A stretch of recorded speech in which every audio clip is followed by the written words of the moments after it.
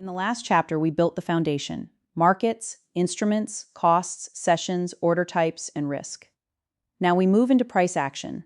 Price action starts with one basic question: what is price doing? Before you look for an entry, before you add indicators, and before you call something a setup, you need to understand the structure of the market. Market structure is the shape price leaves behind as it moves. Market structure is the pattern of highs and lows that price creates over time. It helps traders answer simple but important questions. Is price generally moving higher? Is price generally moving lower? Is price moving sideways? Is the current move strong, weak, clean, or messy? Structure does not predict the future. It gives context for the next decision.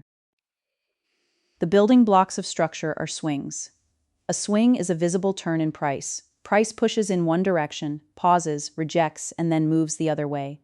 That turn becomes a swing point. You do not need every tiny wiggle on the chart. Beginners often mark too much. Start with the obvious turns first. If a swing is hard to see, it may not be important enough yet.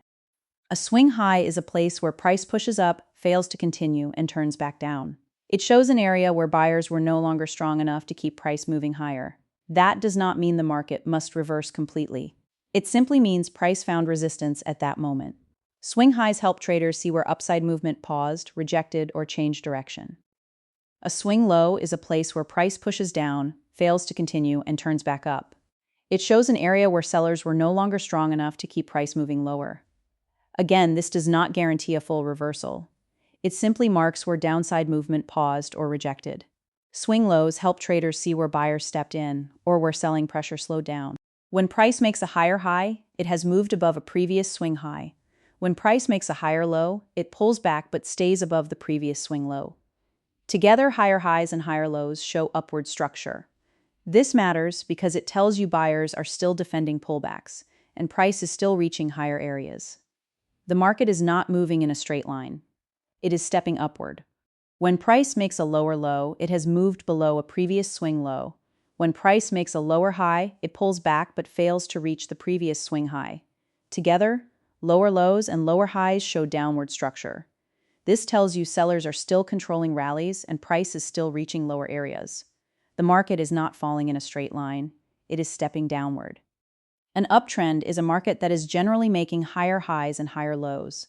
The impulse legs move price upward. The pullbacks move against that direction. A beginner mistake is thinking every red candle ends the uptrend. It does not. An uptrend can pull back and still remain an uptrend, as long as the structure is still holding. The key question is whether buyers are still defending higher lows. A downtrend is a market that is generally making lower lows and lower highs. The impulse legs move price downward. The pullbacks move against that direction. A beginner mistake is thinking every green candle ends the downtrend. It does not. A downtrend can bounce and still remain a downtrend as long as lower highs continue to form. The key question is whether sellers are still defending lower highs. Not every market is trending. Sometimes price moves sideways inside a range. A range forms when price keeps reacting between a similar high area and a similar low area. In a range, traders should be careful about forcing trend logic onto a sideways market. The middle of a range is often messy. The edges are usually more important. If price is not making clean higher highs or clean lower lows, it may simply be balancing. Structure is not the same as noise. Noise is every small movement, every small wick, and every tiny reaction. Structure is the meaningful sequence of turns that changes how the market reads. Beginners often make charts harder by marking every small move. A cleaner question is this: which highs and lows would change the story if price broke them? Those are the levels that matter most. A break of structure happens when price breaks a meaningful previous swing point. In an uptrend, price breaking above a previous swing high can confirm continuation. In a downtrend, price breaking below a previous swing low can confirm continuation. But not every break is equal. A small wick through a level is not the same as a strong move that closes beyond it. The quality of the break matters. A change of character means the market is starting to act differently. For example, an uptrend may stop making strong new highs. Then price breaks below the higher low that buyers were defending. That does not prove a full reversal. It is a warning that the old uptrend is no longer clean. When behavior changes, slow down and reassess. The same candle can mean different things in different structure. A bullish candle inside an uptrend may be continuation. The same bullish candle inside a downtrend may only be a pullback. Inside a range, it may just be movement back toward the middle. This is why structure comes before entries. The setup does not stand alone. The setup sits inside context. Structure also helps with risk. If you buy during an uptrend, a recent swing low may help define where the idea is wrong. If you sell during a downtrend, a recent swing high may help define where the idea is wrong. This does not mean every stop belongs exactly on a swing point. It means structure gives you a logical place to ask, if price gets there, is my idea still valid? Risk needs a reason. Here are common beginner mistakes with market structure. They force a trend onto a sideways chart. They mark every tiny candle as a swing point. They call every wick a break of structure.